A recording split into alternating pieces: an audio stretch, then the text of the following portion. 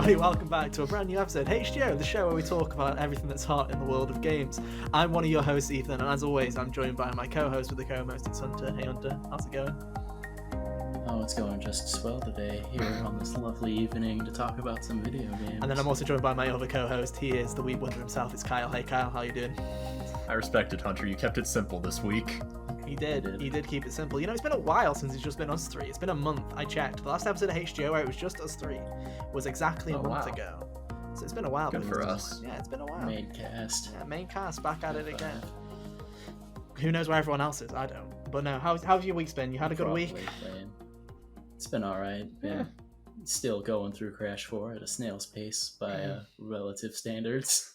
I mean, right. Compared to the rest of you. Yeah, well, I just finished it. I was the 9th person in the world to finish it, like, fully, so I'm like, hey, I'm done now. I still haven't even played all the levels yet. Hey. I'm still trying to figure out if I like the game or not. Hey, hey, someone's got to not like it, right? You know, It's really not fun to play. Hey, bringing in that balance IMO. opinion. Yeah, it's fine, dude. I hate it when in podcasts it's just someone says I think this, and everyone's exactly just like yes, I agree. Like, it's nice to have a difference of opinion, dude. So I can't wait. Yeah, I don't know, dude. I get full opinions later. Like, I got the game a week later than all of you because which probably that's doesn't just help. That's just how GameStop works. But I don't know. I'm just trying to figure out if I even enjoy playing the game or not. I'm like halfway into World 2. Yeah, I just beat the Tana level. Oh yeah, nice. Yeah, you're about where I was last week. Yeah, I'd get a bit further in before you make your verdict because. But it's so boring. It gets better. But anyway, this is HGO, where every week start good. We come together to talk about all the hot topics in game, and you can find us on podcast services everywhere, including iTunes, Google Play, Spotify, you name it, we're on it. So make sure you go and hit follow and give us a good rating on there. We'd really appreciate it. We're also on YouTube, bit.ly/thegiggers. That's bit.ly/thegiggers. If you go ahead and give us a subscribe over there, not only will you get the video versions of the podcast every Monday when they come out, but you'll also get some awesome content as well that's over, like Hunter's review of Hades, which went up, which we're really happy with the support so far. If you haven't already, go ahead and leave that a like and leave it a comment. And I enjoyed making that video, and I hope you enjoy it too. Yeah, it's really good, so you should 100% go and check it out. We have other reviews on the way. Crash 4 was way longer than we thought it would be, so I am currently about to... I will begin writing the review tomorrow, so hopefully I'll have it up near the end of the week for you guys. Fingers crossed. God, it was long. 67 hours it took me to 100% it. So, yeah. Gross. It's a long one, boys. It's a long one. That's longer than it took me to play Final Fantasy VII Remake. Same. I mean, I think it only took me like 40 hours to beat that. So yeah, same. Also, if you haven't noticed from the intro of this video, we have now fully rebranded on podcast services and on YouTube. Doesn't mean anything really to you guys. We just rebranded. Hey, we thought 30 episodes in, time for another refresh. There it is. So yeah, let us know what you think of that as well in the comments below. With all that out of the way, get us to 100 subscribers, all of that. We have a highlights channel. We didn't use it last week because there was nothing to highlight really, because it was 50 minutes of Crash. We couldn't highlight that. So hopefully we'll have some stuff to highlight this week. Did we say that getting 100 subscribers will force Kyle to play Mario? Oh yeah, guys, start making your ults, boys. Start making your ults. We need more progress on that. But no. I learned the other day that apparently one of my friends from college wasn't subscribed to the channel, so we fixed that. Oh, good. Yeah, make sure everyone is subscribed. I told him to send it to all his friends. So your friends, your family, your brother, your sister, your mother, your father, whoever you want to fucking send it to, make sure they subscribe. Don't even have to watch, just subscribe. That's all we care about. But I think that's everything I had to say in housekeeping. I don't think there's anything else. I think we're all good. Make sure you go bit.ly/HGO clips for the clips channel. I forgot to say that. With that out of the way, this week's topic, ladies and gentlemen, we're doing another topic episode. Aren't you lucky? 2 topic episodes in a month. Remember that 1 6-week period where we were like, yeah, topic episode next week, and then we're just like, yo, so what's everyone's thoughts of Ghost of Tsushima again? No, actual topic episode this week. Oh, hello. Focusing in and out. Is our topic this week is Hunter.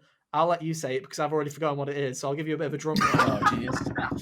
Yeah, who pitched this episode, I wonder? It was me. I decided it would be fun to have a contrast from the last week's, or the previous episode before Crash, and say what games we liked more than we were expecting to. Basically, as opposed to things, games that we were disappointed by. So we're here to bring you 15 games that we liked more than we thought we would when we started playing them, which is the opposite of last week. It's not underrated. Yes, we've done underrated games before. We've done overrated. We know that this is different, okay? We like, as far as I can say, is if a game, like, say, for example, if someone said in the last episode, oh, you know what, in the underrated games, oh, Witcher 3, you'd go fuck off, right? But if you would say, I didn't think I'd like The Witcher 3, and then I played it and I liked it, it qualifies for this list. Sit down. I know one of you in the fucking comments will be like, you've already done this. No.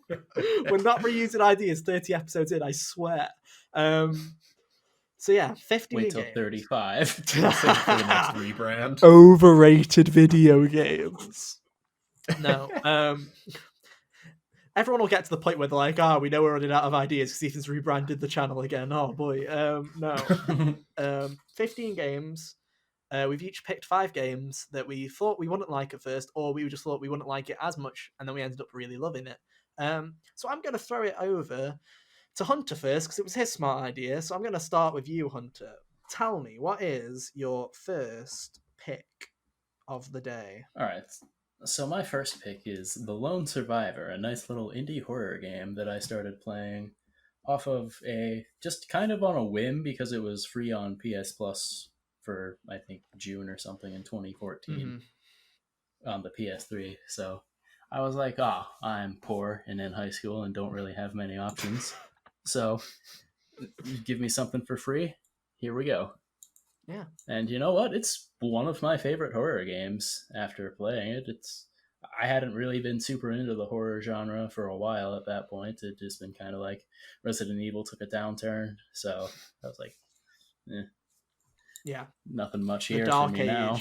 I didn't care so much about the first person, like, amnesia stuff.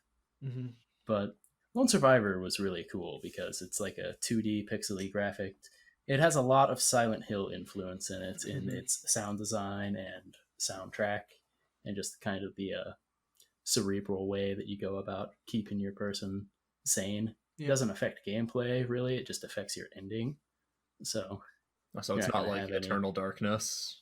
Not like Eternal Darkness, where they sit there and like pretend to shut off your console and turn your fake volume bar down and then delete your save, all that stuff. It's not like that. It's just a matter of, if you want the better ending, you want to take care of your main character and all that. And it was just an overall really solid experience. Definitely, it never really scared me outright, but it was definitely creepy, and I really appreciated that. Yeah. So when you say horror, right, there's obviously, like, horror is like a massive genre, right? So, like, it's like saying action games, right? There's a load of games within that one genre. What would you class as, what makes this game a horror game? If you know what I mean? Like, there's some games where it's like, some are just atmospheric and it's very much the mood and it's the visuals and it's just the eerie feeling in general. Some of them are just, your classic Five Nights at Freddy's. Hi, I'm just gonna it's definitely not a every 5 dark seconds room with, like, jump scare. Yeah, I played this like a couple months before Five Nights at Freddy's hit the internet, so maybe my standards were a little too high when I was exposed to that thing. I have no idea what you're talking about. The Five Nights at Freddy's is an underrated gem. Boring one-trick pony. How dare you? Anyway, it's a psychological horror game. It takes a very like cerebral and atmospheric approach to it. Basically, like, things will just happen and then you'll come back to a room and it will be completely different. Suddenly, like, it would have been normal, relatively speaking, when you got there. Yeah. And then if you go back, it'll be like blood stains and writing smeared on the wall somewhere. Okay, cool. Stuff like that would freak you out. I understand. No jump scares, really. The sound that the monsters make might freak you out if you get caught. Because I know we've had this conversation before on, like, previous episodes, because the reason that I don't like the horror genre is, in terms of, like, gore and in terms of, like, just, like, creepy atmospheres, I'm pretty okay with that kind of stuff. Like, most of that stuff doesn't, like, bother me in any regard. I just don't like jump scares. As many people know, you could probably safely play this game without having a heart attack. I played this with my friend in high school after a little while, and she wasn't really someone who appreciates horror very much. She was very much like, but she thought this was fascinating, so we played it, and she found it enjoyable. So yeah, because I don't mind a creepy atmosphere. It's like the point I always bring up is the I guess we can actually say this now. It's been long enough in the Last of Us Part 2 has been out long enough where I think I can say the Rat King without being lynched, right?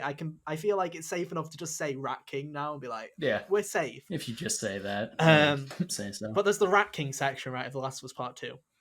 And that very much is a horror game, but it isn't a horror, the section of the game which I would class as a horror game, but it very much is just like kind of atmosphere and lighting and just kind of mood and not like, boo, motherfucker. There's just a lot of tension. Yeah.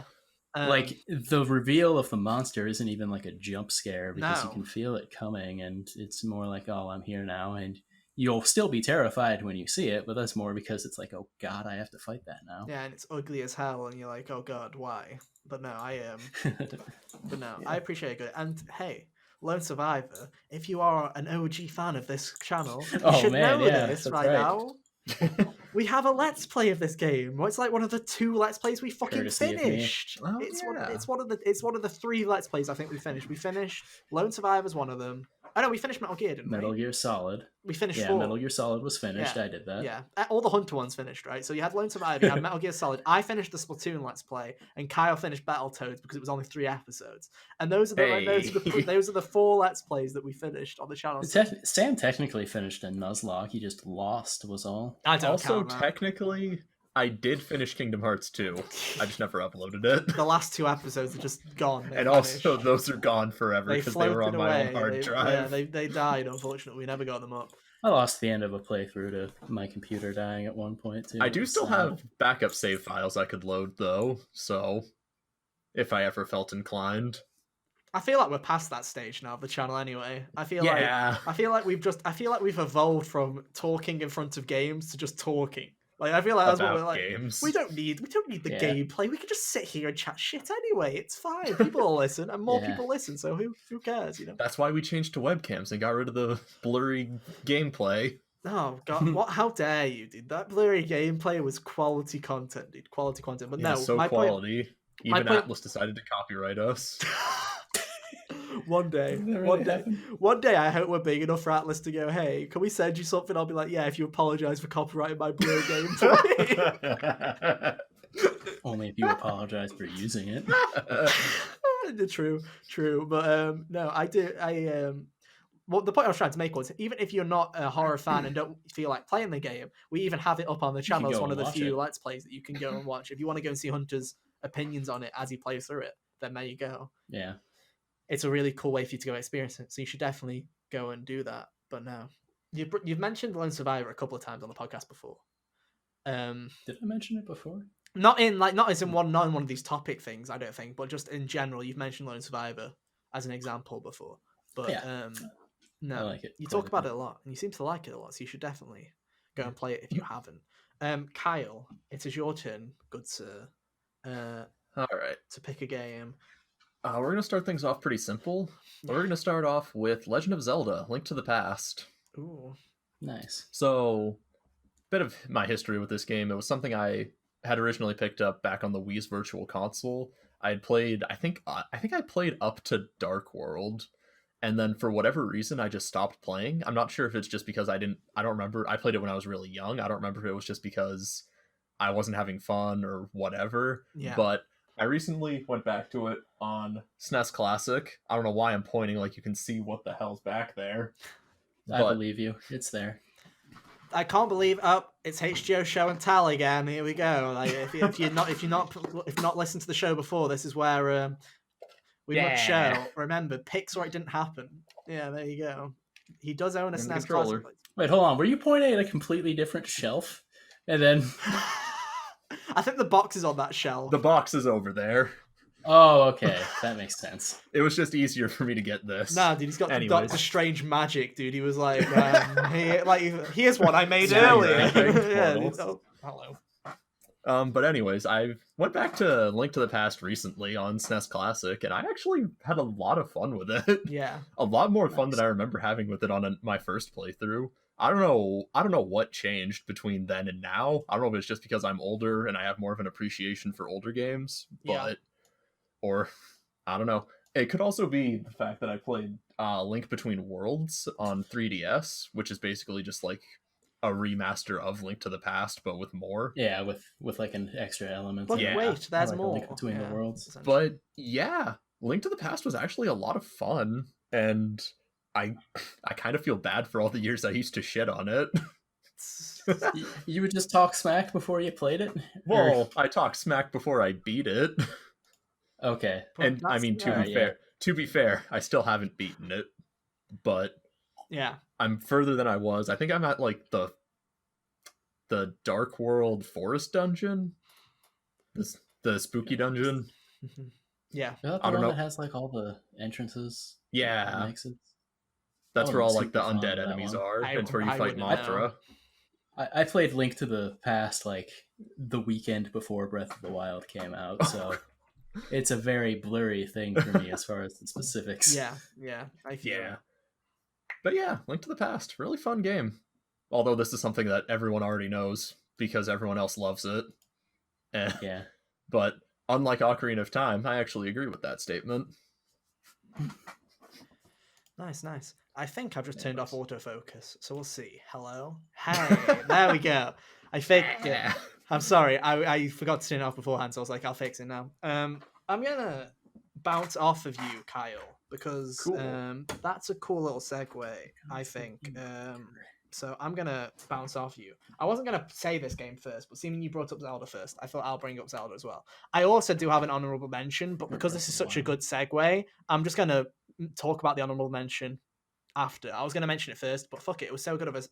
My first one, I've got the copies of the games here, is Legend of Zelda Breath of the Wild. It's as if I planned it. Wow. I'm picking Legend of Zelda Breath of the Wild because it's a cool box. Is it? I hate it. I think this version of the box art is way worse than the original. I think it looks so much better than the American one. Yeah, in Europe we got this alternate cover where it's just like Link, like just holding this thing. Like, and I think it's fine, but I think there's something cool about the American box. I feel like this is more like what the game looks like, right? This is what the game looks like. Yeah. It's just the pose, and I mean everything else is the same. Like you've got the artwork and stuff that's the same on the inside. Yeah, there you go. Why have you got it reversed? Oh, you've got this as the outfit. Yeah, that's why. I see. But yeah, Legend of Zelda Breath of the Wild. I'll get to the point now. I promise. Nah. So if you've listened to the podcast before, there's only 3 of us. We need to stop.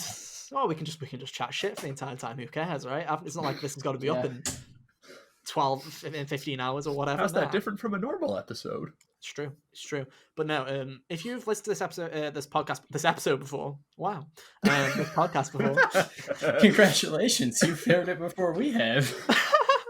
But no, as many of you know, I'm not a huge Zelda fan, especially 3D Zelda. 3D Zelda has never interested me in the slightest. I tried playing. I owned a Wii U, so I picked up Wind Waker HD because everyone screams about how much they love Wind Waker. And as much as I like the art style and I like parts of that game, there's just something about 3D Zelda that just doesn't click with me, and I don't know what it is. I tried Ocarina of Time. I hate that game, so I'm like... Amen. Get us to 200 subscribers and we'll make Ethan play Ocarina of Time. At this point, get us to 100 and I'll try it again. I like literally just get us to 100 subs. Please get us to 100 subs. Please. But no, my thing with there's this weird part of me that kind of wants to play Mario 64. Hey, go for it, man. Go for it. But no, the thing with Breath of the Wild was I was not looking forward to it in the slightest, to the point where I hadn't watched apart from the first reveal trailer in 2014 with Link running away from the Guardian, right? And everyone going, "Is he a girl?" Like that was what the thing was. Is Link a girl? Because his hair was long, and I was like, "He's not." But okay, cool. Yeah.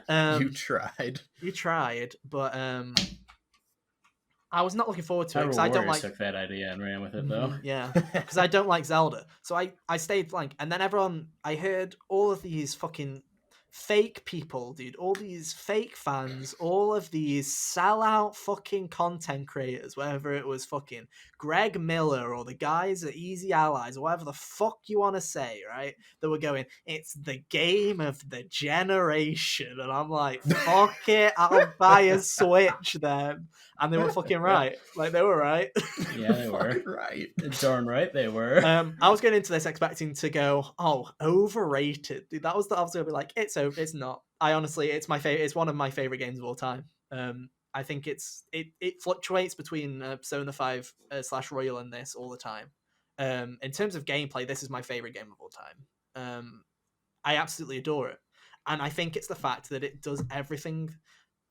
Everything that you think of 3D Zelda, it just walks a fucking way from and goes, okay, we'll take little bits and pieces and hints of it, but let's take out all the arbitrary. And that's what I fucking love about it, is there's no fucking, oh, I'm sorry, but to get through this dungeon, you need X bullshit item, okay? And then once you've got X bullshit item, you can progress. Or it's not just oh, here's the linear order of things you do. You go to, forest, water, fire, land, boss, whatever. It doesn't go through the generic fucking only formula. the avatar master of all 4 elements. It just opens up and it gives you all the tools you need within the first hour and a half of fucking playing the game, and it goes, have fun. And that's what I did for 130 hours, and it's fucking great. It's true. And it's gone to a point where I do not care about 3D Zelda at all. I like 2D Zelda from the bits I've played. I've played a bit of Link Between Worlds and I really liked it. But in terms of 3D Zelda, it went from me not giving a shit to Breath of the Wild 2, whatever it ends up being called, is my most anticipated game of all time. Like, I'm like the day that comes out. Yeah, I've never been that excited for a game before. Like, we know nothing about it, and I'm like, I just want that game out now. I just want. And it's a shame because Breath of the Wild is one of those games. I say the same about the Persona games as well. You're never going to experience your first playthrough ever again. It's one of those games where it's like, if you could go back in time and erase my mind, the 2 games that I pick would be Persona 5 and Breath of the Wild. Because as much as I love this game and I can replay it again and again and again, I'm never going to get that first experience of just knowing nothing and just going in and having a fucking blast with it. But no, Breath of the Wild, man. It exceeded my expectations by miles. I fucking love this game, and yeah, it's great. European box art is hit or miss, but hey, I think it's a hit. Hey. I also think it's a good picture. I still like ours, too. Yeah, I don't know. I just thought it was weird that just Europe got a different box art. Japan and America have the same, but Europe got this thing. And I was just like, oh, I don't hate it, but... You could reverse it and have the same art as Hunter. Yeah, but we've had this discussion before. I don't like alternate covers. I don't like alternate covers unless they have the actual name hinge on them as well. It's a nitpick. It's a nitpick, man. It's a nitpick. But anyway, there you go. Breath of the Wild. Yada, yada, yada. It's all right, I guess. Moving on. It's all right, I guess. Hunter. All right. Go for it. What's your second pick? My second pick is going to be Valkyria Chronicles. Oh god. Let's do it about to boo me out of the room Get here. out. But, yeah. Anyway, Valkyria Chronicles was this game that it got remastered in 2016. That's when I played it. It was my favorite game that I played that year. Really?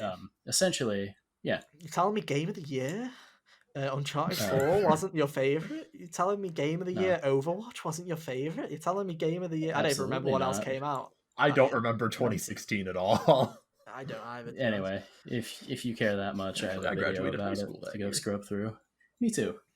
But anyway, so that came out, that got remastered for the PS4 that year, and I remembered hearing Valkyria Chronicles was always one of those games that came out on the PS3 that I wouldn't hear about often, but every time I would hear nice things about it. So I was like, just on the whim, like, okay, I'll give this a shot.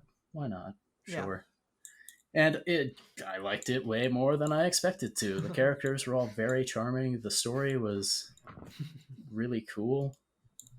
Like, it's got this nice little feeling of, it's a war story, but it's not like one of those beat you to death with the fact that war is miserable. It's more like, even though bad things are happening, you can still find something great war never changes. Within that.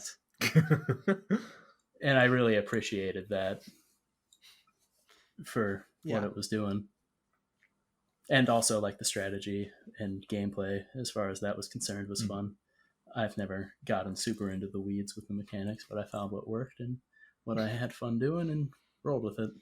You see, my problem with strategy games, and this is just the genre in general, is I have fucking pee poo poo brain where I don't care. Like, my problem is I'm like, this shit's hard, and then my brain's like, yo, do you want to literally play anything else? And I'm like, yeah, I do. Hell yeah. Mario Rabbids never finished it because as soon as it got to a point where it was like, oh, this is a bit challenging now, I'm like, well, see you later, boys. It's been real. I'm out. Bye. So what about Three Houses? Fire Emblem? I was gonna grab it. Three Houses is the only exception to the rule of strategy games. I finished Three Houses, and when I say finished Three Houses, I finished a quarter of Three Houses because I've done one playthrough. Right? You finished a playthrough of it. I do intend to go back and play one of the other ones at least at some point because I went down. For those of you who've played Three Houses before, you know that there are 4 routes, and one of them is unlike the others, and I went for that route. Accidentally, I got that route. So the other 3, to me, are a lot like... The other 3 are a lot more similar to each other, and I haven't experienced those ones, so I'd like to go and experience those ones eventually. Probably do a Golden Deer playthrough, I think. That's the one that I'd go for. But...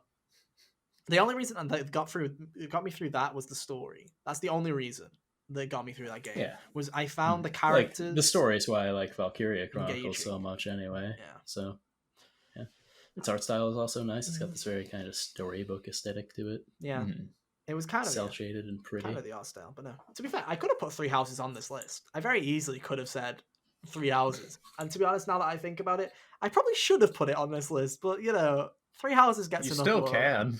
No, I mean, no one's gonna I've got enough games. I've got enough games to talk about, I feel. But no, 3 Houses is one of those games where it's just like I like it quite a bit. I think it's charming. It was just rushed, which is funny because it was announced so long ago and had such a long development cycle. I still don't understand how it was rushed, but I think the characters are great, and I feel like it has like the characters of 3 Houses, at least from what I played, which was the Black Eagle house. They're like really charming. They have some really cool characters in them. And the other houses seem pretty decent. I think the Golden Deer also seems interesting. I think whatever the Blue Lions, they seem so fucking dull. I'm sorry if you're a Blue Lions fan, but they genuinely just seem like we're just the good guys that are quite posh and quite rich. How you doing? And I'm like, nah, I'm good. I'm going to go hang out with the edgelords. The guys get an eye patch after the time skip? Yeah. He does. Yeah, that's cool. Claude does. Yeah, I think Dimitri's the main draw of Blue Lions. I know Dimitri. While the rest of them are just kind of there. Yeah, whereas I feel like Black Eagles has Edelgard, but also all the characters for the most part are really interesting. Like I really liked even the shitheads, even the ones that I hated at the first start, like Ferdinand von Eiger. I hated him at first, but in the end, he becomes charming in a way that I really liked. Or if it's like literally all the characters of that house, I really liked quite a bit. And also you could steal from the other houses anyway, which is what I did. I was like, oh, the only character in the Blue Lions I kind of like is Ingrid, so you're cool. Mine now, steal. And then it was like hippity hoppity. This I heard Lysifia's busted. Yeah, I heard Lysifia's busted. So yoink gave. Oh, she's fucking broken. And that's like kind of how my 3 houses play. But no. Anyway, I stole your spotlight, Hunter. I'm sorry. I apologize. No, it's all right. Valkyria You'd better make a timestamp. Check it out. You better make a timestamp for 3 Houses now. I'll just put Valkyria Chronicles and 3 Houses, dude. 3 Houses. There we go. I fixed the timestamp. But no. Would you recommend it? That's the thing, though. Would you recommend it for someone like me who has pee poo poo brain? It just like kind of just goes like, get me out of this combat, because the 3 Houses was so easy. There might be. That was my... Okay, so you have to think a little bit, but I believe that you'd be able to do it. Whether or not you'd want to would be a different question. Thinking. No, I love the backhanded compliment, Hunter. Yeah, dude. I think you can do it. Go, Ethan. He knows that my attention span is fucking terrible when it comes to... Like, it depends. Like, if the story got you and you liked the characters as much as I happen to, I think you'd be along for the ride. Yeah. It's one of those games where it's like, eventually I might give it a try if I see it like super on sale and I'm like, I've got nothing else to play, I guess I'll give it a try. But like recently, I've been so busy, like, not playing video games except for Crash 4 that just haven't had time, you know? Haven't had time. But no, we'll see. Fair enough. Maybe one day. One day. I've heard great things, though. I've heard great things. Kyle. All right. This next one might come as a surprise to some people, but it's Devil May Cry 3. Ooh, that's right. So, Devil May Cry 3 went on sale on the Switch back in like May, and I said, I've always wanted to try one of these. So I picked up 3, saw that it was like the canonical starting point of the timeline, and I've also heard it's just like the best combat in the series. So I'm like, yeah, sure. It's a crowd favorite, yeah. I'll give it a whirl. I played it, and oh lord, I was not prepared for it. What do you mean you weren't prepared for it? That game is hard. It's really hard. And I kind of thought, so when it comes to hacky slashy games, I'm definitely more of a casual hacky slashy. I'm more of like the Kingdom Hearts and No More Heroes camp, where it's very simple in concept. You can kind of just button mash your way through it. And there's not really too much of a learning curve to it, but there can be if you want. I don't know. No More Heroes. Devil May Cry demands that you get good right away. And if you're not ready to get good right away, well then easy mode is now selectable. Oh, is there an easy mode? I saw mode? that by mission 2. I take it there is an easy mode. There is an easy mode. I do love an easy mode. Ooh boy. I never used it. Oh, that's good a shame. for you. I struggled my way through normal. And it felt so good when you finally got to the end, didn't it? It was so freaking satisfying, dude. I absolutely love that game now. It very well may just be top 10. Nice. But I think one of the things that really drew me into it was beyond just like learning the mechanics and being forced to be good at the game. One thing I really loved was the connection between cutscenes and gameplay, to the point where whatever wacky shit you see Dante doing in a cutscene, you can more often than not do that in the game.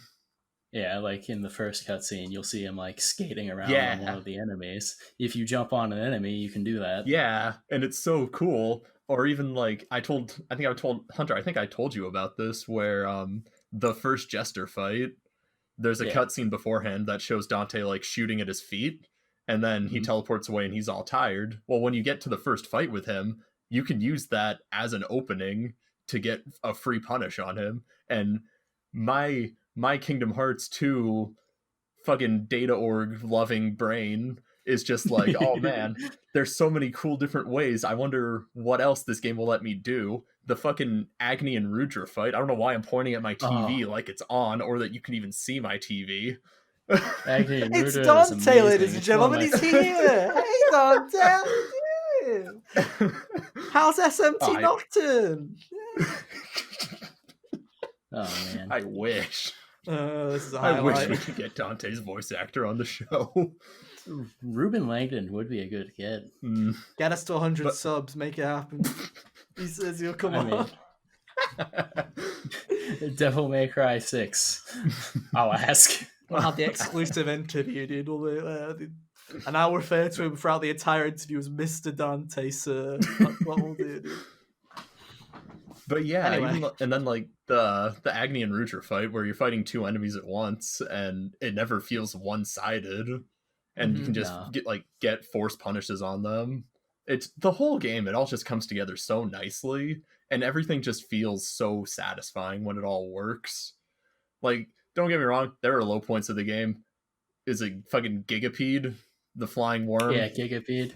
A lot of the enemy lineup is, as far as like the regular guys, is like a lot of my issue with the game going back is a lot of them are annoying to like combo on and stuff. Yeah.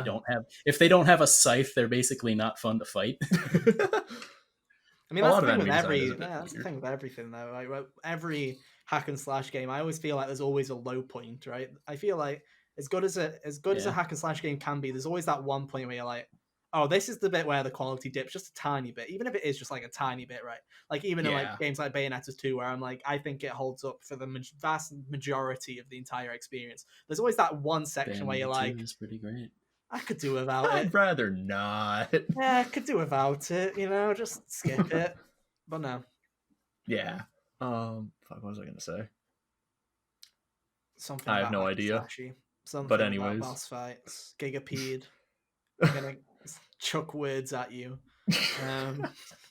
Yeah, Devil May Cry 3, super fucking fun. And what started out as a game that I was kind of afraid to honestly try and get into it because of how like diehard the community is about it. But I really love it. Honestly, it's such a well-made game, and it's short enough to where I can just like turn it on and bust it out in an afternoon if I wanted to, which I did like a week ago. So nice. Oh, dude, the game's so freaking fun. Nice. My only wish with the game is that I wish there was a way to rematch bosses without having to do the opening of Mission 18, where you have to go through a bunch of shitty fights and go through a chessboard. Yeah, that would be annoying. Yeah, that would be nice if you could just like boss rush it. Yeah. Have you ever done the Bloody Palace? I did it a little bit with Virgil, and then I got to the second fight with Virgil and I died. So I'm like, oh, that's neat. Fair enough. That was neat. I don't want to do it again, which is fair. Well, that was fun. Bye. Back to the fun thing where I royal guard everything. Nice. But no, Devil May Cry is definitely one of those franchises where it's like, I want to give it a try at some point. It's just, I'm not a huge, as people on the podcast know, I'm not the biggest hack and slash fan. Like, I enjoy going through the experience, but to me, paying for a hack and slash at full price is not a well-priced prospect, because I literally play through it once and go, cool, and move on. Like, I don't replay them. I go for that initial experience, which is why I'm hoping that eventually when Devil May Cry 5 Special Edition goes on sale, it'll be one of those games where it's like, oh, I have a PS5 and it's the first year and there's not much to play. And hey, I'm feeling like, hey, I might actually pick this up and give it a go, because why not? Mm-hmm. If you ever need a second opinion, just come and ask and I'll tell you to get it. Yeah. Well, I already know, dude. If I'm like, oh yeah, hey Hunter, should I get Devil? Yes. You'll just be like, yeah. Yes. You don't even have to finish. Yeah, dude. What can I say? But no. I'm glad that you like Devil May Cry as much as Hunter likes it, Kyle, so that it's not just a fad, It's not just we don't just have the one wacky Devil May Cry fan on the group, Now we have two. Nope, you get wacky. Two of us. Yeah. Whatever do you mean?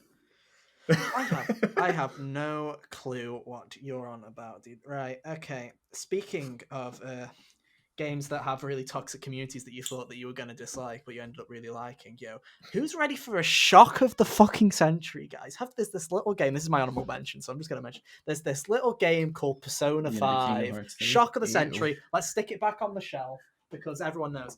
I thought I just wanted to put a shout out because I'm not going to put it in my official list, but I just wanted to go on the record that I thought I'd fucking despise that game. I honestly thought going into it that I would fucking despise it because all I'd heard from it was fucking critical praise. It was a JRPG, and both of those said to me, "You're not gonna like it, and you're just gonna ruin everyone's day." And I actually really liked it, so I just thought I'd mention it extremely quickly. The actual game that I'm going to talk about, the actual JRPG I'm going to talk about. Xenoblade. No, that's actually a joke. It's not a JRPG, it's just J. It's Death Stranding. Okay. Yeah, it is Hideo Kojima's Wild Ride Volume 6. If you are keeping up on the Lord. But no, it's Death Stranding, wacky throw your piss game, as I like to call it. I fucking loved Death Stranding, man. For those of you who are unaware, when Death Stranding came out, it came out on the day that I left the country. I went on holiday before things went to shit. I went to America for basically a month, right? And I heard some people were like, I was just in America, like I was on my phone watching videos, and one of the things I remember watching Kinda Funny's review on it, and like Greg Miller was like, I'm really into this, I really like it, and I was like, cool. And then I went to some other review, I don't remember who review talk, and they were like, it's the most boring game I've ever fucking played in my life. And I'm like, okay, this is I've never seen with Death Stranding. It was so weird where everyone's like, it's a really well made game, but I've never seen polarized opinions on just how entertaining a game's ever been, right? Everyone agreed it's really well made, but there was just one camp that was like, man, is this really fun and it's got a really interesting game loop. And the other people were like, man, I've never been this bored in my fucking life. I just want to stop. I don't get it. And so when I came back, I was like, am I going to risk playing this? Because I feel like I'm going to be in that camp that just doesn't enjoy it. Because I'm not usually... I hate grinding in video games. As most people know, I'm an anti-grinder. I hate grinders so much. Grinding games, get them away. Ew, Pokemon, be gone. Get out. I hate it. This camera hates grinding. Everyone. I don't know why. I thought he was about to like point something out. Yeah, like he just had like a grinder with him or something. I don't know. That would be funny, but no. This is also why Ethan didn't play the Tony Hawk games. No grinding. Womp womp. Don't like it. Womp womp. Dude, no, I just hate fun. But no. Well, we knew that already. That's also true. Yeah, but I hate grinding in games, and Death Stranding is essentially a grind. That is what the game is. It is just one big grind, and I fucking loved it. And I don't know, people. I always usually use the argument of people who say it gets good in blank. I usually say that that's a bullshit argument and it's a terrible way of reviewing a video game, in my opinion. If a game can't sell you from the get-go, then it's done a terrible job at what it's trying to do, right? Kyle. I would like to point out, we started this episode with you telling me that Crash 4 gets good. Yeah, exactly. Yeah, I'm just saying that to try and convince you. I think the entirety of Crash 4 is good. I loved it from the start. I do want to say that. Mm-hmm. Yeah. What, you're telling me you didn't? Right, okay. If you're telling me that you did not enjoy any of the first half, you're not even in half. I mean, I didn't dislike it, but I just don't think it's really fun. Oh, it's so but that's a topic for another day. Continue talking about Postman Sam. Yeah, anyway, it's called Postman Sam. But no. Usually, you are right. I did say it gets good, but I do actually genuinely like the first quarter of Crash 4. I didn't sit there going, this is bad, but I'm like, trust me, if you don't like it later, then fair enough. But anyway, I digress. Usually I am the kind of person that's like, if people say, oh, like some people make the argument of Persona 4 and Persona 5 are really slow at the start. And they're like, oh yeah, give it 3 hours. And I'm usually like, if you can't get, like, I feel like, I agree, they are slow starts, but if you can't get into that world straight away, then maybe it's not worth you investing your time. Like, at times, I'm like, just get into it, right? If you're hating it now, you're not going to love the bits where it goes off for 5 hours talking down your fucking head in 5 hours, like in Persona 4 or Persona 5, where it's like, okay, now it's cutscene time. Sit back and watch this for 5 hours, right? No. With Death Stranding, it genuinely is one of those games where within the first 5 hours, I was hating it. And then I don't know what it is, Hunter, but at some point in that game, it just all of a sudden clicks. And it's not like a change of opinion. It's not all of a sudden like, it's not like oh, this game's really good now. Just something in your head changes where you're like, oh, I've now put 50 hours into this and I actually like it. And I don't know where's the point I stopped hating it. Like, it's really weird. It's this really weird thing where it's like, it'll either click with you or it just doesn't. And it takes some time to get used to because Kojima's a wacky fucking person. It's like, I'm going to try and make the first few hours the most horrible thing ever. Like, he's going to, like... most people... That's why when people say, oh, it gets good after 5 hours, I'm like, it's a failure on the developer for doing a terrible job with the first 5 hours. Kojima made the first 5 hours fucking boring and tedious on purpose because he's so fucking weird. He's like, I want you to feel ahead now so that when we make it easier for you, you feel like you've made progress and you feel like you're actually doing something. And I'm like, it's weird and I get it. But no, Death Stranding is definitely a game to me where it's not for everybody. It never will be for everybody.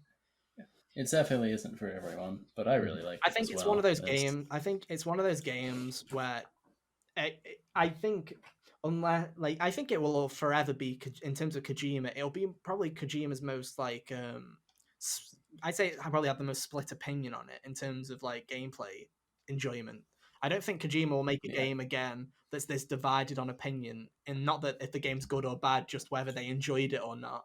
Because I feel like even if he does a horror game next and some people don't like horror, that's just because they don't like the genre, right? I feel like it's such a weird game, Death Stranding, but I loved it. And I'm never going to play it ever again. Or if I do, one time, because I put so much time into it that I never want to really go back. But man, I did. I fucking love Death Stranding. It's such a weird game. that I feel like everyone says the exact same thing about Death Stranding. Where they love it, they don't know why, they don't know if they'll go back to it, but they enjoyed their time with it, and they can't recommend it to everyone. I feel like I've just said the exact same bullet points that every fucking reviewer says on this platform about Death Stranding, but it's true. So there you go. Death Stranding, ladies and gentlemen. What a ramble. Hunter, I'll go back to you now.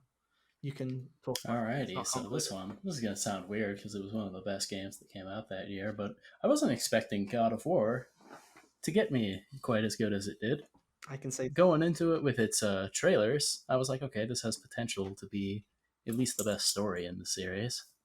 Mm-hmm. And then it nailed the gameplay too, and it managed to not only be the best story in the series, but also just one of the best stories told this generation as far as stories in games. Yeah, I agree. So there's that. It made me realize that maybe I liked the original series as far a little bit more than I thought I did, because there's a part towards the middle of the game where there's a nice little callback, and it excited me more than I thought it had the potential. I hadn't even played the original trilogy, and I got excited for it. I was like, oh man, this is cool. It was like I know what's happening. Oh boy, like, oh, it's time. But yeah, who would have thought that making Kratos, instead of just a screaming lunatic, making him actually tolerable would be great. It manages to switch up the gameplay, and that's a divide for some people as far as the gameplay not being outright hack and slash, and it has the kind of third-person Sony first-party exclusive camera perspective, but I feel like it remains true to like what made. I like how that's a thing now. I like how that's a thing. You know, you've got first person, you got third person, then you got the Sony first-party camera. Like that's like. You know exactly what I mean when I say it, though. God of War is a Sony first-party studio camera perspective action game. But anyway, yeah, it manages to switch that, but managed to remain true to like the brutality of the original game in a way that it could have been lost but wasn't. Yeah. So throwing the axe is a ton of fun, and the other moves are also satisfying. Atreus is a dumb kid that is only annoying when he's supposed to be, so good on them. Because I didn't hate him for most of the game, so there's that. The boss fights were cool. Yeah. All of that. That's about all I got for it. I'm literally in the same house as you, where I was not anticipating God of War to be as good as it was. I genuinely, God of War is my favorite PlayStation first-party game of this generation, which is saying something. When you've released games like when you look at this generation for PlayStation, this is honestly the generation where I think, in terms of exclusives, this is where Sony shined this generation. Like, I think this is, as far as just straight up first party. Yeah, I think this is Sony's best first, like, PlayStation Studios lineup that they've ever made. Period.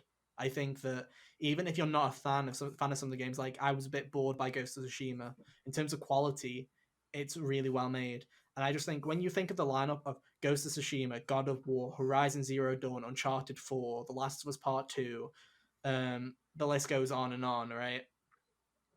It's just Ratchet and Clank, you know, we're just Spider-Man. Like, we're talking about all these games, and it's like, God, they're all so good. And for God of War, to me, to be my favorite out of all of them, is something that I was never expecting when God of War was announced or when it came out. There's something about it, and I don't know what Sony Santa Monica did. And I mean, I've watched the documentary about God of War called 2018 called Raising Kratos on YouTube, which you should 100% go and watch if you haven't before, because it basically shows you that this game 3 months before release was a fucking mess. And for them to literally fix this game in 3 months, it wasn't running on PS4. It was running at like 20 FPS and barely stable. Like, to get as good of a game out when they did, and just, I think Cory Barlog is such a good storyteller in terms of that story. And man, I can't wait for Ragnarok. Again, that's the exclusive. I'm looking forward to Forbidden West. Don't get me wrong, I love Horizon as much as the next person, but Ragnarok, man, can't wait.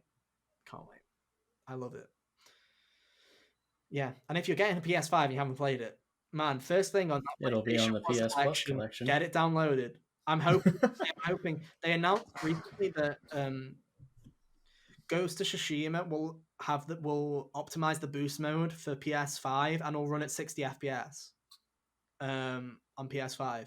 And God, if they do that for the rest of them, man, I'll be happy. The Last of Us Part 2 especially, get that up to 60, man. Do it. I'd love God of War 2 as well. But man, God of War, great game. Fucking love it. Can't stop talking about it. Which we do. We will talk about it more, Hunter, because coming up in the next few weeks, we have got our PlayStation.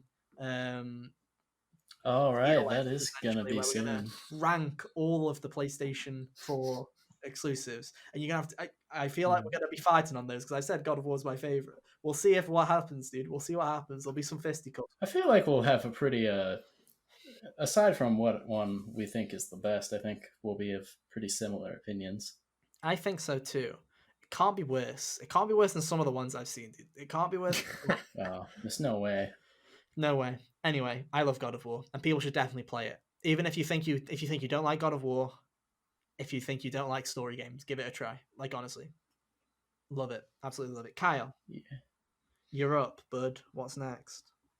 Okie dokie. Let's talk about Kingdom Hearts again. Because I don't do this enough on the podcast. Which bastard is on? Is it Chain of Memories? It's Chain of Memories. Isn't it? Yeah. Ethan, are you sure you don't want to add Persona to your list officially? Pardon? No. The reason that I'm not adding... I said so. No, because... No. We talked about Persona too much, where I feel like at this point Atlas should be paying me for the amount of marketing that I give that game on this podcast. So no. But anyway, Chain of Memories, Kyle. All right, so a couple weeks back when we were doing the inverse of this topic, whatever that was, I mentioned in passing that I actually really enjoyed Chain of Memories. I'd originally played it on the GBA when it was first released, before it was put on consoles. That game was fucking hard. That game was fucking hard on Game Boy. The Game Boy version was really weird. It was like a 2.5D in like a... It was like isometric or something. Yeah, it was like sprite-based, but you were on like a 3D battle plane. It was really weird, not intuitive at all. Yeah. But going back and playing it recently on PS4, like it feels a lot better as like a full 3D game. I know like it's not a game for everybody. Some people are kind of averse to the deck building or what have you. But I'm the kind of guy who really likes to build my own strategy, basically. Build my own layout and just work off of that. The other thing is the story it tells. I know story Kingdom Hearts hold for applause, but a wonderful tumbleweed blows through the wind. I actually feel like the two stories that Chain of Memories tells are both really solid and really well done. Riku's side story especially, like I liked that one. His whole adventure with Mickey and like overcoming and learning to embrace the darkness in him. I think that all of that's really just so well done. Props to taste line, except for the taste line, dude. I'll never forgive them for that. I can taste the darkness line. No, dude, it's I smell the darkness. Smell, right? Yeah, that's I hate that. Because darkness has a smell. And Riku will not let you forget that. But yeah, Chain of Memories was super fun. I went back to it like a month ago and still holds up pretty well. At least in my opinion. I can see Ethan Keck W'ing over there, but I thought it was okay when I played it. I've never replayed it because I just don't replay the Kingdom Hearts games. That's fair. That's the smart way to be. Your memory of melody, boys. Memory of melody. I think it's Melody of Memory. Shit. It is. Anyway. Kingdom Hearts mom. I liked Riku's, like, gameplay-wise, too. I liked his more just because it set me up with stuff that I felt... Yeah. I felt like I had more to work with as far as that. I really tried telling Ethan, Riku's story doesn't have you building decks. They just give you a deck. Sick of the game at that point. Like, I was that sick of the game. For those of you who didn't know, back last year before Kingdom Hearts 3 came out, I had owned 1.5, 2.5 for years and never played it. I remember I played the first 2 hours of Kingdom Hearts 1. And if anyone knows the first 2 hours of Kingdom Hearts 1, you know, that's not a good basis to set your like for the franchise. So I put it down for 2 years because I was like, why do people like this utter shit? Like, it was just, I played through the fucking, up to Traverse Town, and I couldn't work out the fucking quote-unquote puzzle of getting the rest of the game. Bro, just kill 5 shadows and then you're good. Pardon? That's all it is. Yeah, but it's like, yeah, but you're acting as if, oh yeah, that was common knowledge for everybody. Like, this shit was not common knowledge. It was bullshit. No, it's knowledge for you to go back on a future playthrough. Yeah, like, honestly, it's absolutely awful. So so basically in December of 2018, I guess, I had gone on the massive quest of, I have roughly a month and a half. I also have university exams in the middle of it. I'm gonna so now's the time to speedrun through all of the Kingdom Hearts franchise and play 1 through up to that point. 0.2, Dream Drop. Yeah. That goes beyond mind numbing and it becomes more like mind coma. Yeah, so I played about 7 Kingdom Hearts games. I played 7 Kingdom Hearts games in a row.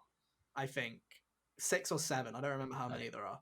But I played. Oh no! If you count Kingdom Hearts. That sounds like you lost a bet. I did. Yeah, I did. But anyway, and Chain of Memories, to me, it was just one of those. I think I'd like Chain of Memories more if I wasn't forced to play through it in a way of, yes, I can skip Chain of Memories, but the story says fuck you. Skipping Chain of Memories. I mean, the recap, the opening video of 2 gives you everything. It gives you. Yeah, it's just like, right? Oh, hey. But I don't know. He was here and doing this. He fought the pretty boy with the scythe. There you go. Yeah, I played through all the Soras and I watched the Rico cutscenes on YouTube. I didn't finish Riku's story because I was like, I've had enough of this at this point. It just isn't for me. It just wasn't. Again, it's probably pee poo poo monkey brain over here, where it's just like, I just want to mash the fucking X button, or as I was set. I mean, mash the triangle button in that. I mean, that's what I was doing. I had set up my deck, so I could just tap tap tap tap tap tap tap tap tap. Like, that was it. That was my entire step. But I can see why people like it, and it's a good game. People who say it's a bad game and then say Birth by Sleep's a good game, I'm like, yeah, okay. I respect it, but it just isn't for me. It just isn't. Maybe one day I'll go back and have a completely different feeling about it. But I won't, because like Hunter said, we don't replay Kingdom Hearts games. That's not what we do. Womp womp. Anyways, I think that's my whole thing on Recom.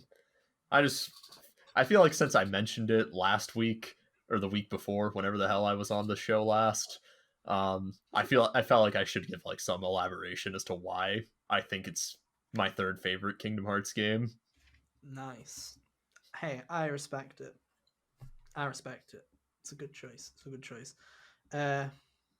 Mine is going to be, I feel like all of these are going to be a surprise. I basically picked my list of, they're games that everyone knows I love, but they didn't know that I initially thought I hate them, or I had put them off for weeks and months because I thought that they were overrated garbage when I hadn't played them. Basically a video game opinion, right?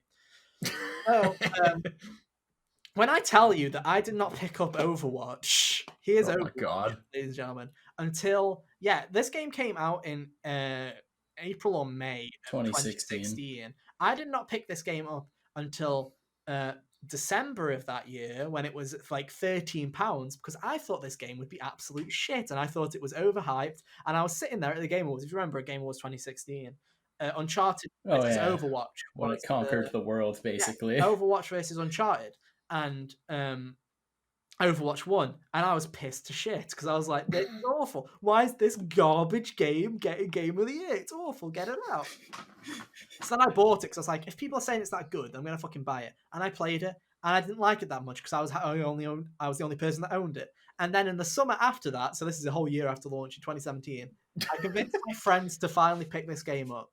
And we played it, and I've put like over 400 hours into this game at this point.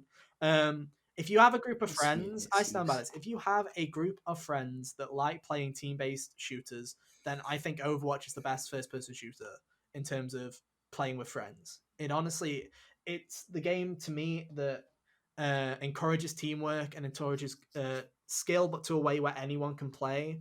It very much, it's this weird game where it doesn't necessarily have like a skill cap requirement, where you feel like with most first-person shooters or any online games, you like Smash, for example, you feel like you need to be at a certain level to even compete with people. Whereas Overwatch, there are heroes that require 0 fucking skill, but you can still help your team, like Mercy. Gunscope Bert. Like Soldier, who's your basic first-person shooter character, or Mercy, who is your basic healer. They're easy to learn, they're easy to optimize, but they also provide valuable support to your team without you feeling like you're shit at the game. It does a really good job at that. And I don't think, still to this day, I don't think that Blizzard gets enough props. And don't get me wrong, Blizzard, as of recent, has been really fucking shit. And don't get me wrong, they can fuck off with all the shit that they've been doing, abusing, like with the crunching and the unemploying, like the unemployment and all that shit. They can fuck off in terms of that. But in terms of 2016 Blizzard, I don't think they get enough credit for what they fucking did. Because Blizzard hadn't made a new IP in years. They were like Nintendo. And where like they were like Nintendo, where they just sat on Warcraft and they sat on StarCraft and they sat on Diablo. And that was it. And then they make this as their first-person shooter, and they fucking nail what they tried to achieve. And I don't think they get enough credit. And I'll stand by it, even as someone that loves the game, they created a universe that's better than the game. I think that the Overwatch universe is incredible. I am inclined to agree. Yeah, me too. Cool. I wish the game was actually appealing to me. Yeah, same. As someone that's I have kind of relapsed from Overwatch. I'm kind of done with it. I pick it up every now and again if I'm bored or if there's a new skin that I particularly want to play for. But like, I don't play it anywhere near as much as I do anymore, like I used to anymore. But whenever there's a new story cinematic, whenever there's a new trailer, whenever there's a new piece of lore, I'm instantly on it and I'm instantly watching it. And I'm watching these Blizzard events and I'm watching the May cinematic and I'm crying because it made me fucking like, because the animation quality is that good and the story makes me fucking sad. And it's like, there's something about Overwatch, which I don't know what it was. I don't know how they did it, but they just made something that appeals to everybody, even if they don't like their fucking video game. And I don't know how people give Fortnite a lot of credit. And I feel like Overwatch started what Fortnite inevitably became, right? Where they created this universe that people give a shit about, and characters in Fortnite no one gives a shit about, but they made these characters that people actually care about and actually identify with. And I feel like it's really for a massive company like Activision, it's something that's needed. For a game like a series like Call of Duty that just pumps out the same shit every year, where it's just fucking campaign after campaign, to have a fucking game where I don't think people realized how big of a deal in 2016 it was, that the cover was a fucking female character who is a lesbian and is like a part of the LGBT community. To have that on the fucking cover of your video game, and like Activision was scared of fucking females on the cover. They still are. Was that known outright, or was that something that was revealed later? That was later. It was later, but it was part of the lore later, but it was already known. They mentioned it. They mentioned it, but they didn't confirm it. But still, to have your icon of a game be a member of the LGBT community, and for it to be Activision of all the fucking people in the world to allow that to go through, fair play. I love the world of Overwatch, and I am hoping that the campaign / co-op that they add to Overwatch 2 is as big as they're promising, because I'd love a reason to hop back into that world. Yeah. So there we go. I've said my piece. There you go. Overwatch. Very cool. Hunter, you're up. What's next, buddy? Alrighty. Let's go with back when I was but a wee little lad in about 5th grade. Mm-hmm. My friend brought over this nifty little game called Soul Calibur 2. It had Link on the cover. Ooh. I was like, cool, it's got Link in it. I'll smack you around with him for a little while. I ended up borrowing that game and beating the story mode in that weekend because it was super fascinating. I grew to appreciate the other characters like Raphael and Nightmare and all that as well. And I really, Soul Calibur, putting maybe Smash Brothers aside, is my favorite fighting game series because of just how fascinating their world is and all the people in it. Mm-hmm. That Soul Calibur is interesting because I've never got... Like, I remember, I'm not a fighting game guy. I literally have only played Smash. Like, that's my fighting game, and I'm notoriously known for laughing at people that take Smash super seriously, calling it a party game. So because it is, got you. It is. Yeah. But no, so it's like I'd heard of Mortal Kombat, and I'd heard of Tekken, right? And I'd heard of like Street Fighter. Those are the three that I knew, right? I'd never heard of Soul Calibur. And I find it weird that Soul Calibur just kind of completely blipped under my radar. And I don't know if it's because, like, for example, you say Link was in it, right? I don't know if it's just because I wasn't a Nintendo kid growing up. The only Nintendo consoles I ever had, I've told you before, my first Nintendo home console was the Wii fucking U, dude. The Wii. Oh, jeez. I literally, the only Nintendo consoles I had growing up was a Game Boy, a DS, and a 3DS. Handholds, I had. Main consoles, never touched them really.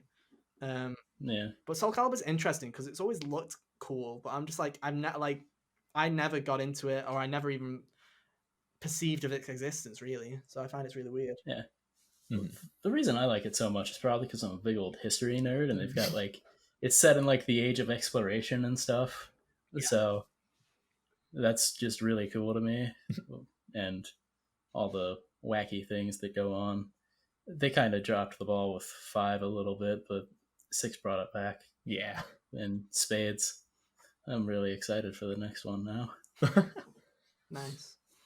Yeah, it's also relatively easy to like pick up and play and stuff too. It is. I'm sure there's like actual pro mechanics and stuff if you want to try and be competitive, but I've never cared about that. It's always been like a coin flip where I'll go in and I could potentially just stomp the computer or whatever, or sometimes they'll just destroy me. Right. That's a little exciting to me, honestly. I like that it's never a sure thing that I'm gonna win. No. Yeah. Cool. Yeah, I love Soul Calibur 6. I originally hadn't even played it until like about a year ago when my friend from college, he had gotten it on his PS4 and invited me over to play it, and I'm like, yeah, this is a ton of fun, so much so I've actually even bought it myself, and I've bought all the fucking DLC add-ons because that's where they hide all the costume parts. Oh yeah, that is where a lot of the costume parts are.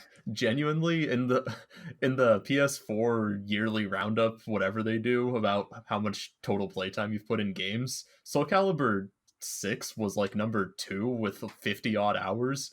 I guarantee you, like 40 of that was just from character creator. Making characters in Soul Calibur 6 is a lot of fun. It's just so because good. I've made like 5 of them, and I only made one that I actually like did the story with, and then I just kind of played the other ones on an arcade ladder for a minute. And there's so much. It was just a lot of fun to do. There's so much customization you can do with it. It's honestly insane. I just find it funny that your second most played PS4 game last year was like 50 hours. I'm like, oh. Was a character creator. Yeah, character creator, and at 50 hours, I was like, God, I wish okay. Last year, my most played game was Devil May Cry, which eclipsed my playthrough of Persona. With how much time I put in it. TR eclipsed my playthrough of Persona. Oh, jeez. I think it said something like 400 hours of CTR. Oh, God. Yeah. Oh, Lord. And my Persona 5 2 playthroughs took 180 hours. So I was like, oh, I think something went wrong here. So yeah, I think my top 3 of last year ended up being Kingdom Hearts 2, Soul Calibur 6, and Castlevania Symphony of the Night. Yeah, so nice. I can't wait to see this year's roundup. It's going to be super interesting to me because I'm like, yeah, I can't wait for Persona to be the winner definitively this year. It's hilarious. I'm trying to think. I haven't played Devil May Cry 5 nearly as much this year, so I'm trying to think. What have I played? There's still 2 months, Hunter. You can do it. If I really wanted to, yeah. Yeah, I feel like it's got to be Royal at this point that takes that place for me as well, because I don't think anything else will take it. Although Crash is already getting there. I'm already at like over 75 hours, so we'll see. Dude, just keep speedrunning Crash 4. You'll be there in no time. Yeah, sure. Kyle, you're up next, bud. What have you got? Alrighty, for my penultimate, I'm going with Final Fantasy V. Oh boy, FF5. What's FF5? Yeah, You've never mentioned FF5 yet, actually. I haven't. Well, I mentioned it I mentioned it in passing last week. Or the last episode. Right. Yeah. When I was bashing FF3. It's true. But so Final Fantasy V, it's job class Final Fantasy game. You got your 4 crystals, and then each crystal gives you a set of jobs. Yada yada yada. The job class system's fucking amazing. Everything about it just comes together so perfectly. All the jobs interact with each other so nicely that it never really feels like you have a worthless job on your team. Even some shit like a Geomancer who's weak as hell in battle and attacks with fucking bells. Like, even they have niche uses outside of battle, letting you dodge any any floor that would hurt you. So they have they did a good job making everything come together and feel useful. And also the grinding is a lot better than it is in Final Fantasy III, because it can just go so quick and it never really feels like it's a chore to do, because you can just one-shot mobs that give you a lot of job points. And the classic. Honestly, I think that if I hadn't have played Final Fantasy V, I don't know why I keep pointing at the shelf. This is just what I do. If I hadn't have played Final Fantasy V, then I definitely wouldn't have played Final Fantasy Tactics, and I wouldn't have played Octopath Traveler for sure, because both of those games rely on the job class system as their main mechanic. And I'm thankful that I played Final Fantasy V first and not FF3, because I guarantee if I played 3 first, that would have just put me off ever wanting to play another job class game. Mm-hmm. But 5 gave me really good hope. The music's also really fucking good. The music and characters are really nice. The story kind of takes a back seat at times. It's kind of arbitrary. Basically, your villain just wants to open up the void. Good old X-Death. And good old X-Death turns into a tree at the end of the game. It's fucking weird. Yeah. Anyways. Weird. I know about that, even though I haven't played it. But we try X-Death cracks me up. We try not to dissect the story too much. The final bosses in Final Fantasy games rarely ever actually make sense. It's true. Yeah. Very cool. Very cool. I think that's my whole piece on that. I literally can't add anything, because the only Final Fantasy game I've played is 7 Remake. That's the only one. I also have to give a shout out to start somewhere.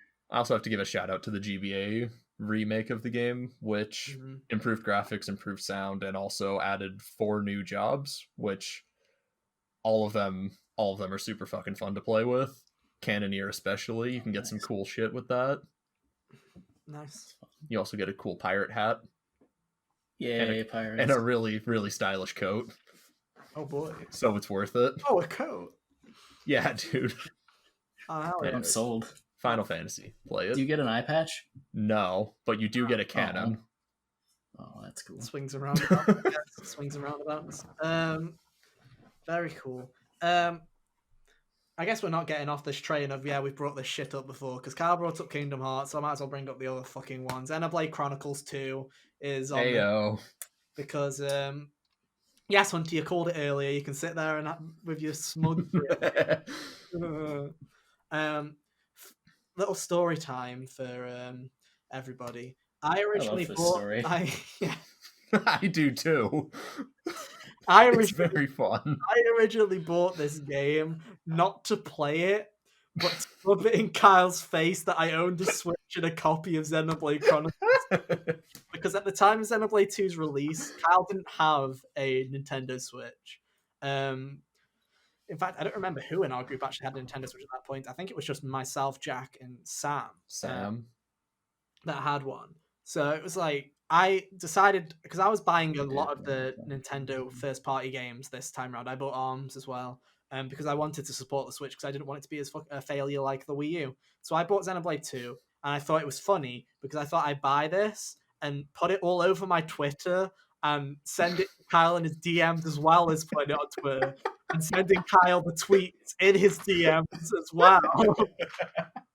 only then to not play the game. And it sat on my shelf, sealed for months. And then after Christmas, Cal was like, yo, I got a Switch. I'm playing Xenoblade 2. I'm like, oh, fuck, there goes my fun. Now I just have a game that Kyle already owns now. And it's like, I guess I'll fucking play it then. I've bought it. I might as well play it. I played it and I was liking it quite a bit. I was interested in. I loved the story, but I got to a point where I was like, they'd announced that in like a month or so they were gonna add an easy mode, and I was like, an easy mode? That's for me. Easy mode is now selectable. Then I waited a month and then I picked it back up and then I blasted through the rest of it in like a week. I even turned the difficulty back up because I was like, okay, I get the hang of it now. So I turned it up again near the end. But I love Xenoblade 2, man. It's such a weird game because it's one of those things similar to Death Stranding where everything about it shouldn't appeal to me, but it does. And I don't know if it's just the story and the characters that drag me through the entire thing. Because I've said it before, I think Torn is better in terms of combat. I think Torn is better. Mm-hmm. Maybe even story. I haven't played both of them in such a long time that I need to do it again. One of my resolutions for 2021 should be play through these fucking games again. To be fair, I could play through them again now because I have a month until PS5 and nothing to play other than Crash. So it's like now's the time. I could bust through this. Maybe I will. But there's just something about the characters and the story in this game that I absolutely adored. And I don't know, it's similar to Persona 5, but whereas Persona 5 is a really well-acted story that makes me cry because of how sad the ending is and how you don't want it to end. It's really weird. I always describe Persona 5 and Persona 4 and just Persona in general as they're weird because they're the longest games you'll play in your fucking life, yet when you get but it never feels like enough. You feel like you're not ready to leave. It's like you go into a birthday party as a kid and your mum's like, it's time to go now. And you're like, no, they're just bringing out the cake. This isn't, no, I can't leave. But no, whereas Xenoblade, it did emotionally impact me, which I find funny. It emotionally impacted me in many ways. I did cry at one point in this. I also fucking cried of laughter at another I love you and all you guys will still be my favorite line in a video game ever. Never have I before, because of a vocal performance, had to pause a video game because I was too busy crying of laughter to carry on watching the cutscene. I literally had to pause it and sort myself out. It was that good. But no. Dude, I make sure to watch that cutscene every time I play the game. Yeah, I can't wait to watch that cutscene again in all its glory. But man, I fucking love Xenoblade 2. And yeah. I think the whole Xenoblade franchise is great. I think Xenoblade 1 is also a really well done game, but there's something about 2 that really hit me and really resonated with me. Mm-hmm. And I love it. And you've got no excuse because both of them are on Switch now.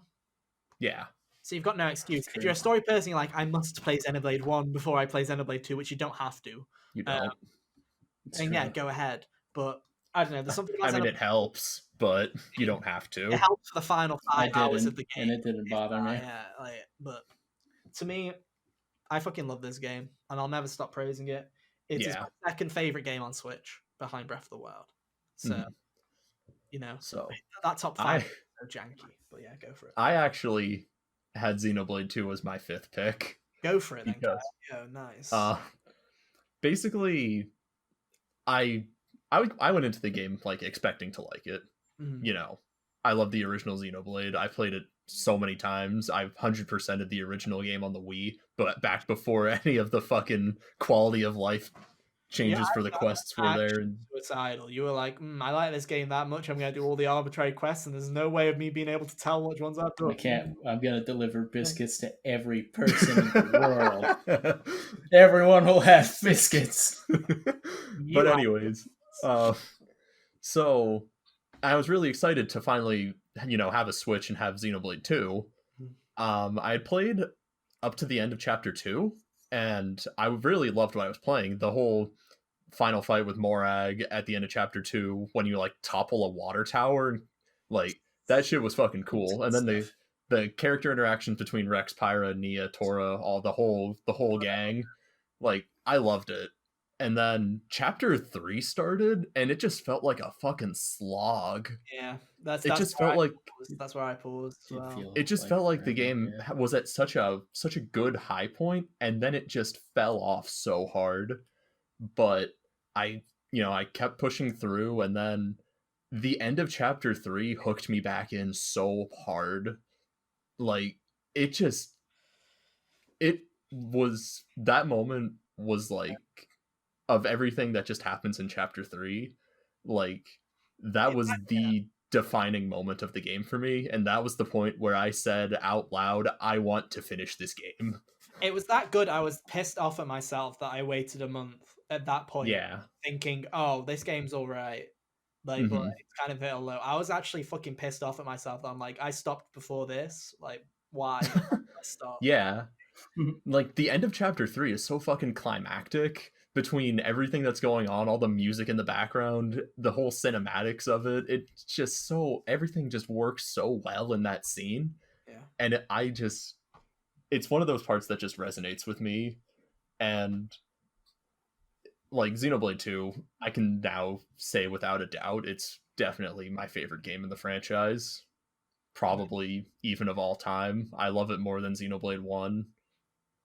I feel like it's a bad rap. I feel like it really does. People shit on it too much. In my opinion, I say this is a controversial opinion. I think it has the better soundtrack as well. I fucking love the Xenoblade 2 soundtrack. The fucking Roaming the Wastelands, fucking great.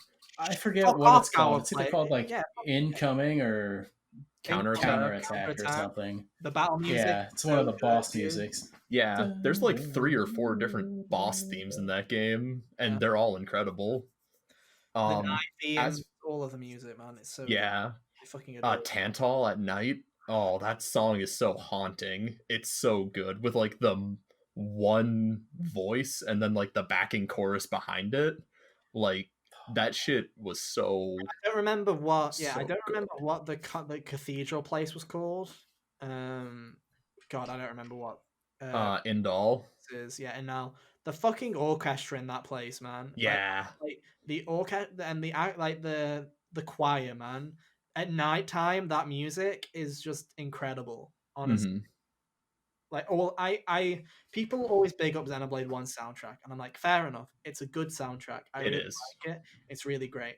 But people sleep on Xenoblade 2 soundtrack so much because there's so much good. Everyone always says, "Oh yeah, we like the Xenoblade. We love the Xenoblade soundtrack," and I'm like, "Oh, what's your favorite song?" And they always say the same fucking song, dude. It's the Plains. It's always the Plains, dude. Everyone's like, "I love the Plains music." I'm like, Gower Plains. Oh yeah, I'm like Gower Plains. I'm like, that's cool. I also like Gower Plains, but there's like 60 million songs in Xenoblade 2 that I'd rather listen to than Gower Plains because they're all so good. Literally every Titan's music is great in its own way.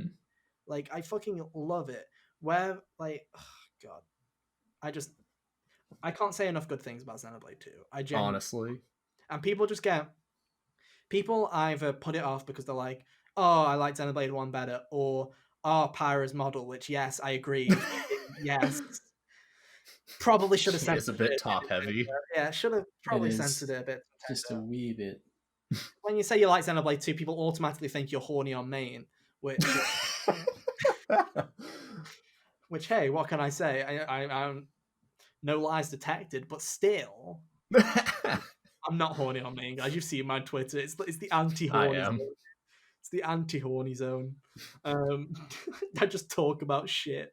That's all I do. It's just like, oh, fuck. He posts his plats on PS4.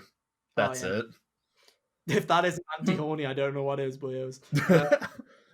That is horny repellent. Horny repellent. Be gone. Anyways, back to Xenoblade 2. If you were ever like turned off by the combat in the game, there's a ton of good resources online that explain how easy the combat can be to pick up.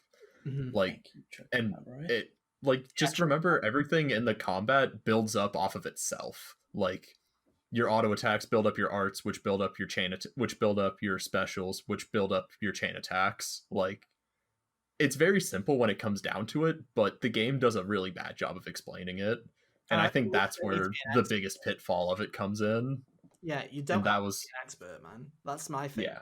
Is if you think it looks complicated, trust me, one, it's not, and two, you don't need to know all the intricacies of it. Yeah. It's not like I was able to finish it.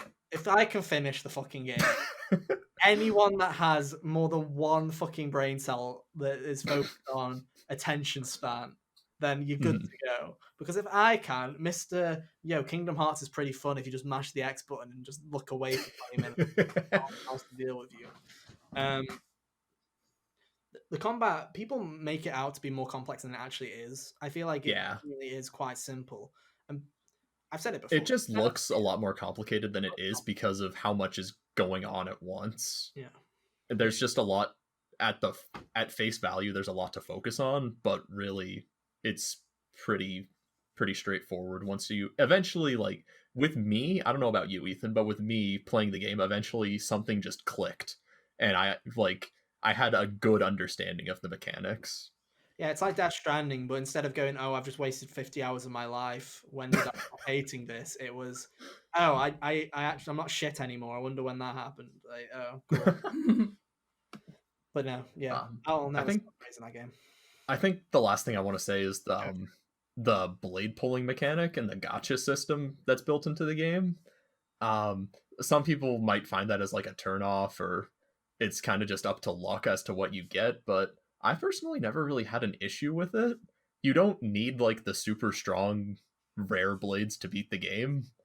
And yeah, I kind of ignored that and got through the game fine. I played mainly with story characters. So, for example, for me, Rex and Pyra are always tied to each other. I never really used other blades with Rex. Same with all the characters. But the game also makes it a point to like give you other blades. Other like rare blades at times to get the right credentials and stuff like that to move forward, but it's one of those things that it's very much open to the way that you play the game. It doesn't force too much onto you in that regard, where you're not sitting there going, I have to go and pull this thing so I can beat this boss. You can very easily beat the game with the original blades that you get in the game. It's not difficult in that regard. Yeah. Also, Torna's great. I'm just going to throw that in there. Torna is fucking great. I love Torna, man. Torna's... If you haven't done it yet, go listen to the battle music. It's a really good battle track. That song's a fucking banger. Game. Also made me cry at the end. I love Torna. It's great. It's one of the best expansions to a game that I've played. Yeah. It's really well done. The fact that they just give you another full game for half-priced DLC, like, that was just outstanding on Monolith's part. Yeah, it's really good. It's really good. And it's just as, if not better quality than the base game. Yeah, right. So I'm going to say mine next. So I'm going to let you end it, because... Cool. I feel like I always go last at the end, so I'm like, I'll do something different. I'm going to talk transitions well, because you can end the podcast then. Yeah, perfect.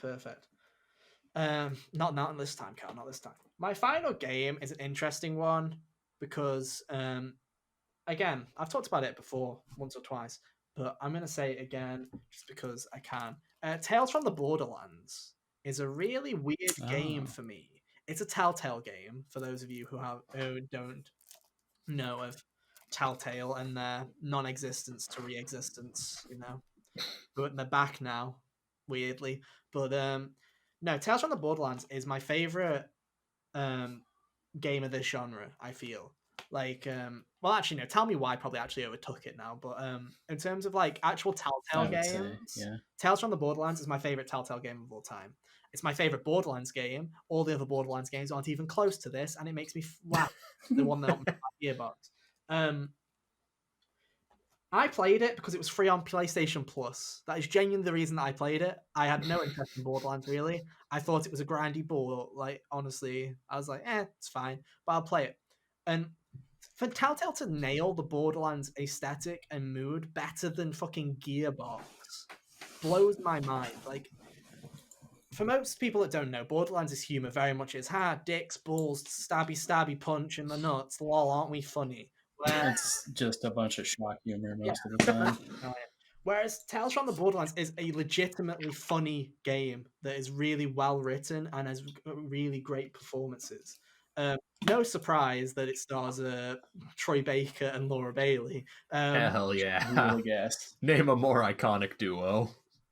But the entire cast is great in the entire game. I fucking love this game. And it's one of those things where it's like, you could never, like, there, like myself, you could have people who hate fucking Borderlands, like genuinely hate the humor, hate the style, and end up loving this game. It's a genuinely good story inside a universe that's most people either, it's a very like Marmite universe where people either love it or hate it. But I love it when you describe things as Marmite. Hey, it's great. Gotta represent the 30% audience that lives in the UK. I see you guys. I see you. But no.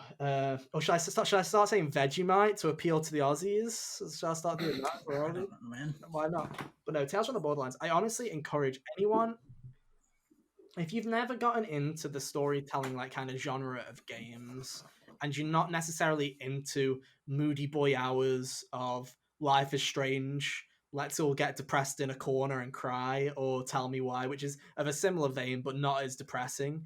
Well, it still is depressing. It's just better written. Better written, yeah. If you're not up for getting it, but you want to get into the genre, I can't recommend Tales from the Borderlands enough. It is honestly like, I went in going, free platinum, and I went out going, oh, I actually really liked this game, and the story's really well done. And so much so that I bought Borderlands 3 because I wanted to see the continuation of these characters, and then they hardly showed up, and I was super disappointed. Aww. And now there's been that rumor for a while that Tales is getting a deluxe package. It has been rumored for a while. There's a leaked trailer that came out last January that was like, oh, it's getting a deluxe version and there might be a sequel on the way, and we've not heard from it since. So I hope that leak and rumor is still true and it's still happening, because man, I'd love to see more from that universe, because honestly, I loved it. Best thing Telltale made by far. So there you go. Hunter, finally, what is the final game that you have to offer us? All right, I think I'm going to go with Katana Zero. Okay. All right, Katana Zero was this nifty little indie game that came out last year. I played it like on New Year's this year, so, you know, got around to it eventually. I just kind of heard about it. It's kind of set in this, it was one of those ones that I just picked up on a whim because something seems mildly interesting to me. I'm like, okay, I'll throw down $10 on that.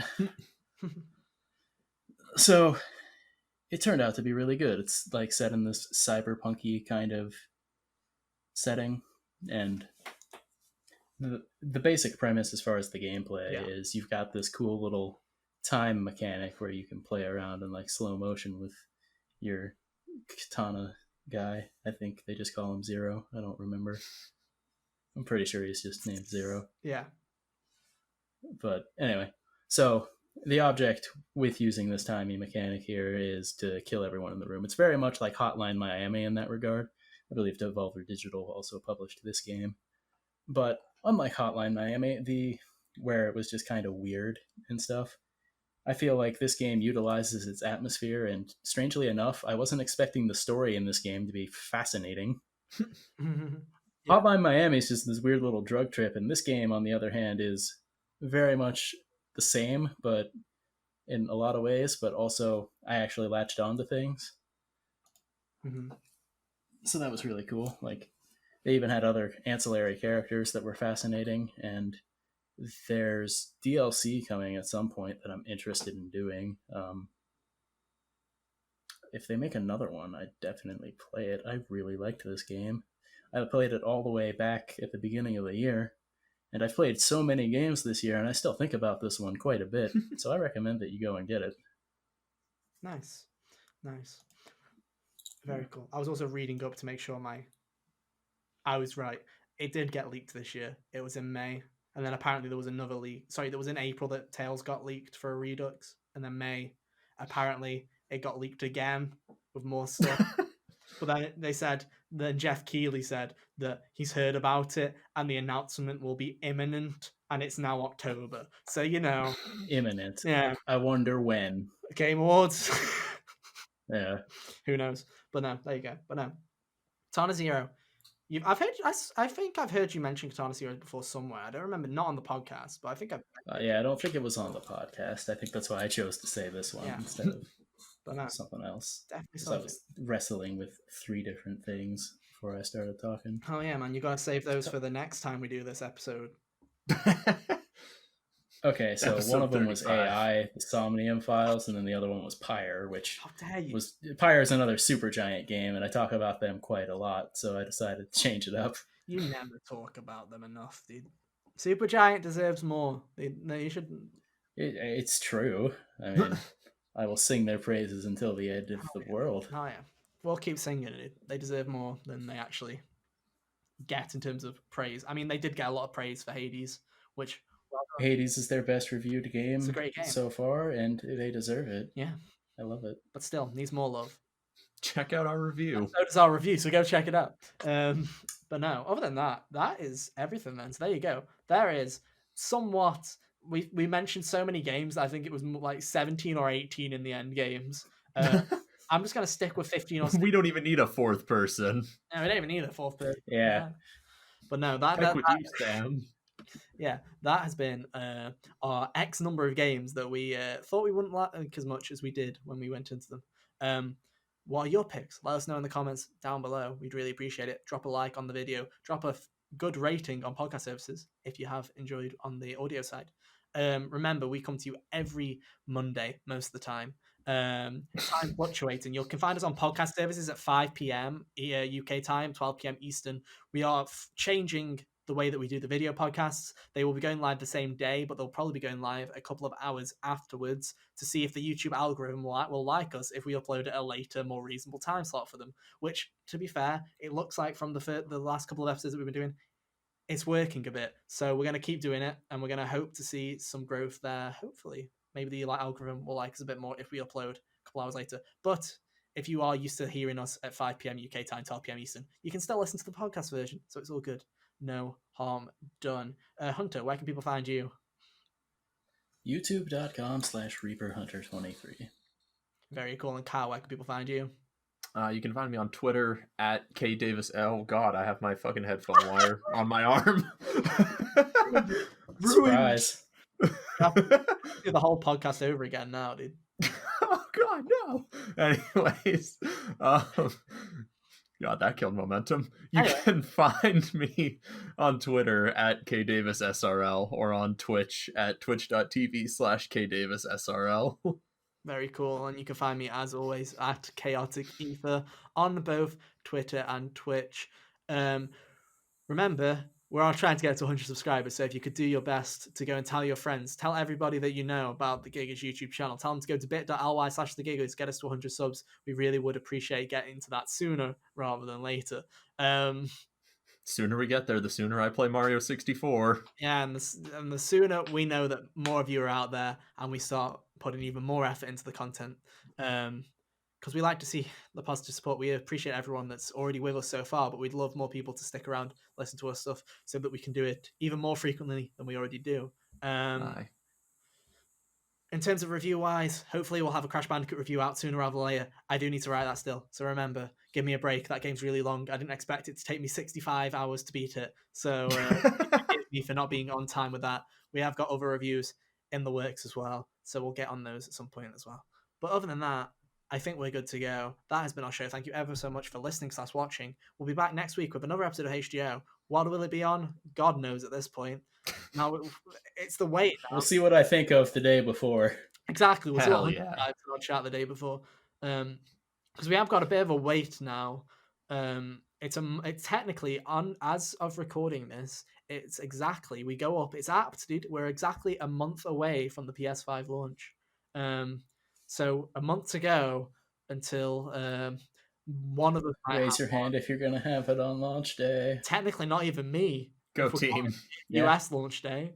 Yeah, because I have to buy the PS4 version of Miles Morales. Hey. So I can play it and review it in a timely manner.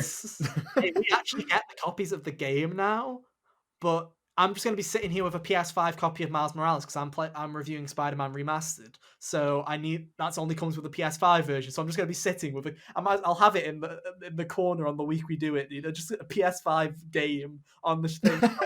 I can't fucking play it, but my god, what a fucking ornament! Yeah, be really fun. But no, just a month to go, guys, until our wallets die. It'll be really fun. I hope if we can get our hands on things, we'll see. Whatever happens, we'll be here. Subscribe. But no, that's been our please subscriber.